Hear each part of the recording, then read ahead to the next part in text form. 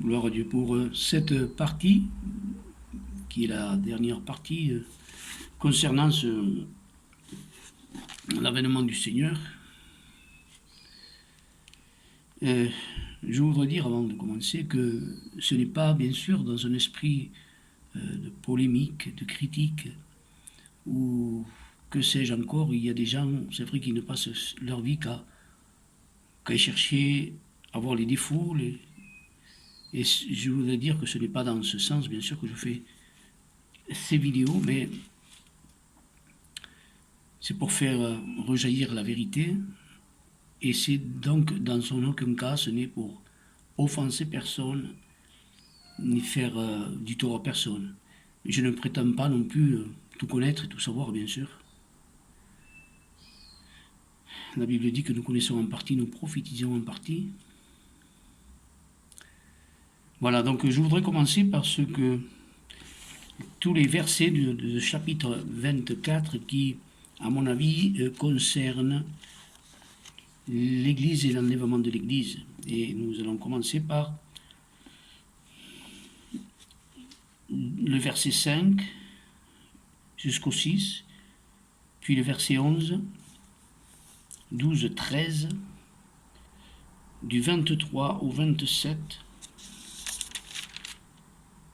le verset 31, et après du 37 au 42, puis le 44. Et je voudrais les lire tels qu'ils sont, comme ça. Donc, car plusieurs viendront à mon nom disant, c'est moi qui suis le Christ, et ils séduiront beaucoup de gens. Vous entendrez parler de guerre et de bruit de guerre, gardez-vous d'être troublés, car il faut que ces choses arrivent, mais ce ne sera pas encore la fin. Verset 11, plusieurs faux prophètes s'élèveront, et ils séduiront beaucoup de gens. Et parce que l'iniquité se sera accrue, l'amour du plus grand nombre se refroidira. Mais celui qui persévérera jusqu'à la fin sera sauvé. Nous passons au verset 22. Et si ces jours étaient abrégés, personne ne serait sauvé, mais à cause des élus, ces jours seront abrégés. Si quelqu'un vous dit alors, le Christ est ici ou il est là, ne le croyez pas. Car il s'élèvera de faux Christ et de faux prophètes, et feront de grands prodiges et des miracles pour de séduire, s'il était possible, même les élus. Voici, je vous les annoncer d'avance. Si l'on vous dit, il est dans le désert, n'y allez pas. Voici, il est dans les chambres, ne le croyez pas. Car comme l'éclair part de l'Orient et se montre jusqu'en Occident, ainsi sera l'avènement du Fils de l'homme. Nous passons au verset 31. Il enverra ses anges avec la trompette retentissante, et ils rassembleront ses élus des quatre vents d'une extrémité des cieux à l'autre. Verset 37. Ce qui arriva au temps de Noé arrivera de même à l'avènement du Fils de l'homme, car dans les jours qui précédèrent le déluge,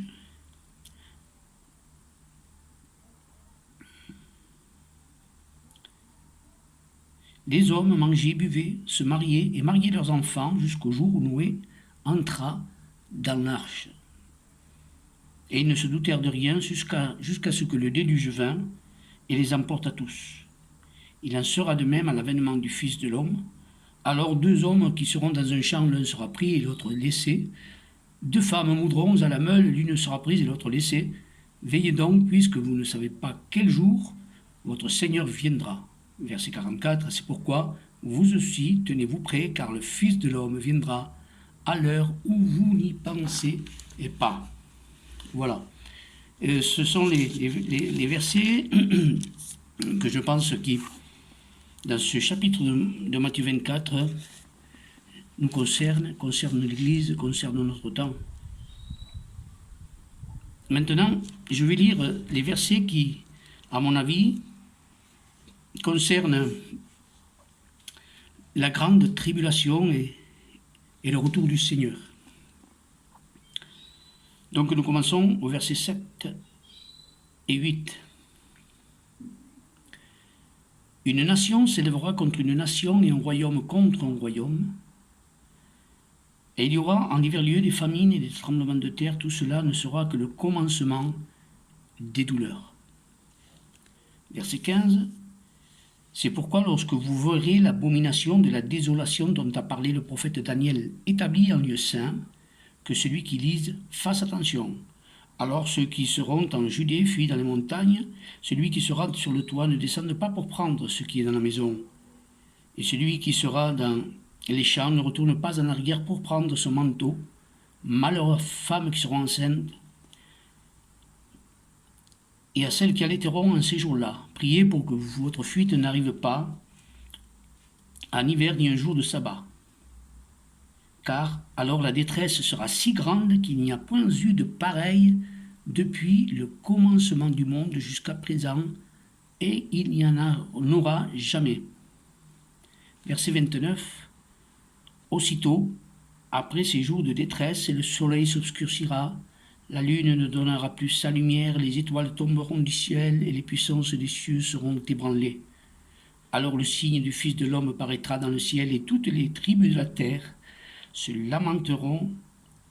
Elles verront le Fils de l'homme venant sur les nuées du ciel avec puissance et une grande gloire. Voilà les versets différents, donc, ce partage de Matthieu, donc en deux.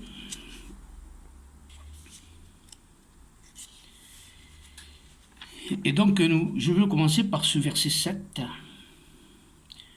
Une nation s'élèvera contre une nation et un royaume contre un royaume.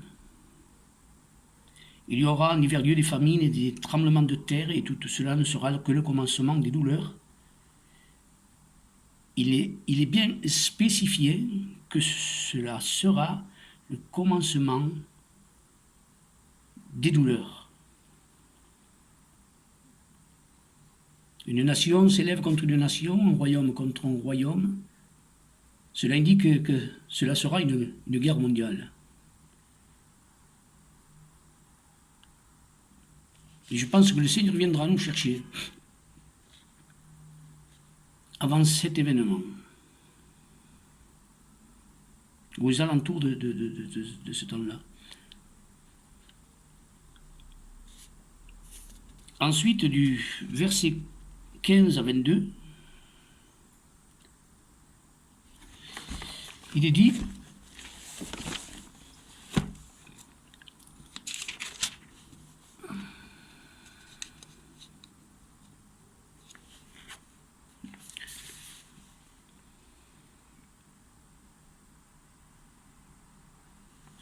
le verset 15. Verset 15. Alors,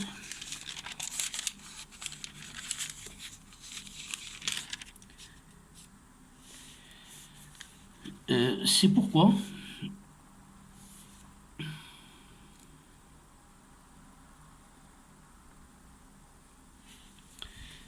lorsque vous verrez l'abomination de la désolation dont a parlé le prophète Daniel, établi en lieu saint, que celui qui lit fasse attention. La clé de ce verset, c'est Luc 21-20 qui nous la donne. C'est le même passage à peu près que celui de Matthieu 24, mais dans ce cas-là précis, Luc est plus à la pointe et donc et nous spécifie plus ce que c'est. Alors lorsque il est dit 21-20, lorsque vous verrez Jérusalem investie par les armées, sachez que sa désolation est proche. Donc cette désolation dont a parlé le prophète Daniel, c'est le siège et la prise de Jérusalem par les armées païennes, étrangères.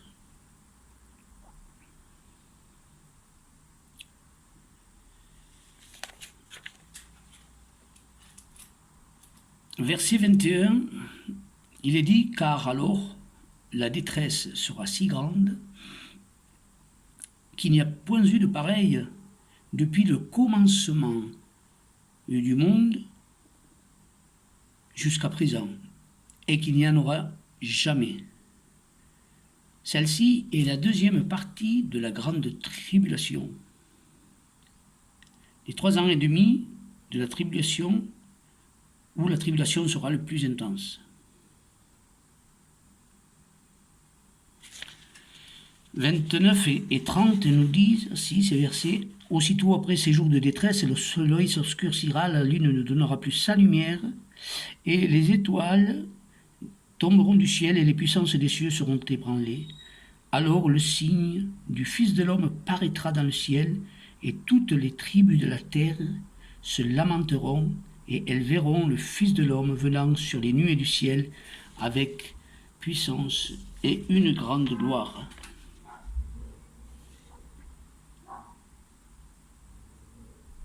Nous voyons qu'il est dit ici que toutes les tribus de la terre se lamenteront et verront le Fils de l'homme venant sur les nuées du ciel.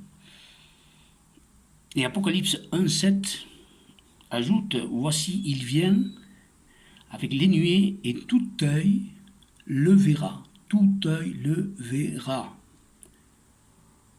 Maintenant, nous allons voir la différence donc entre cette venue du Seigneur, lorsqu'il revient sur terre, lorsque nous venons avec lui,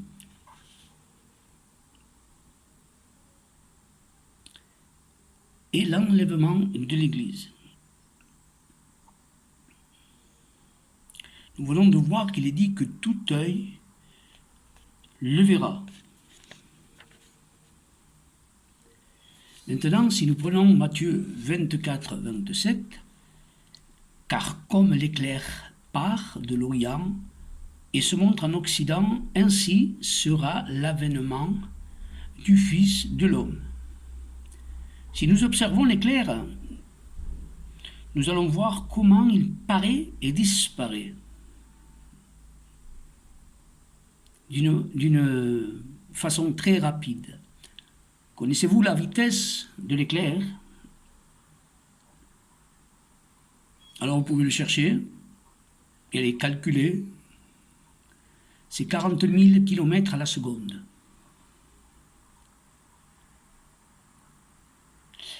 Est-ce que lorsque le Seigneur parle de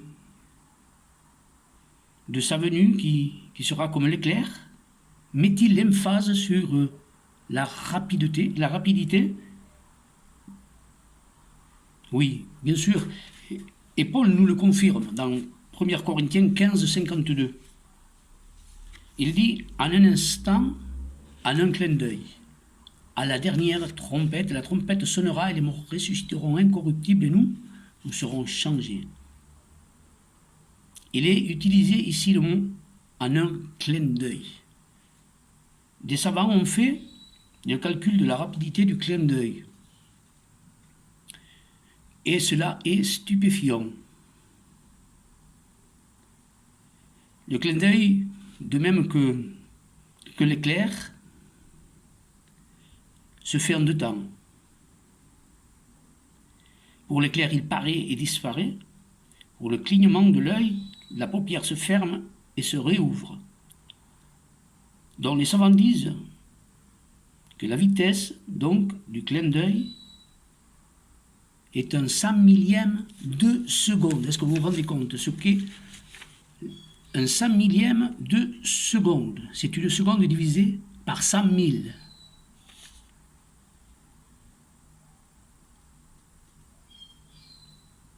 Donc il y a un très grand contraste, une très grande différence entre tout œil le verra et comme l'éclair part de l'Orient et se montre en Occident, et le clin d'œil,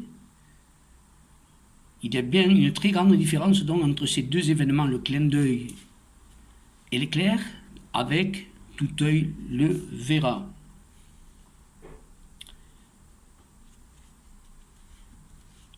Voilà à peu près ce que je voulais dire par rapport sur ce thème, sûrement incomplet, et sûrement qu'il y a des matières à développer plus amplement, mais je pense que j'ai été juste pour l'essentiel, faire comprendre qu'il y a une différence et que le Seigneur veut que l'attitude de l'Église soit dans l'attente, dans l'espérance de sa venue, et que nous vivions pour cela. Voilà, je pense faire d'autres vidéos par rapport à d'autres faux enseignements que Vie et Lumière est en train d'émettre par ses enseignants. Prenons par exemple, lorsqu'il est dit que la femme qui est assise sur la bête, c'est l'Europe. C'est complètement une fausse doctrine. Enfin, ce n'est pas une doctrine, c'est un faux enseignement, ce n'est pas une doctrine, c'est un enseignement. C'est un faux enseignement et nous verrons, si Dieu le permet, selon sa gloire, selon sa volonté, de montrer qui est cette femme qui est assise sur la bête, qui a 7 têtes et 10 cornets. Je pense que ça va surprendre beaucoup de gens, comme cela avait surpris Jean, bien sûr. Bon, que Dieu vous bénisse et que ces vidéos servent pour l'avancement du royaume de Dieu dans votre cœur et dans vos vies, à ce que vous puissiez être plus proche de Dieu et plus en alerte et dans l'attente de sa venue. Que Dieu vous bénisse. Amen.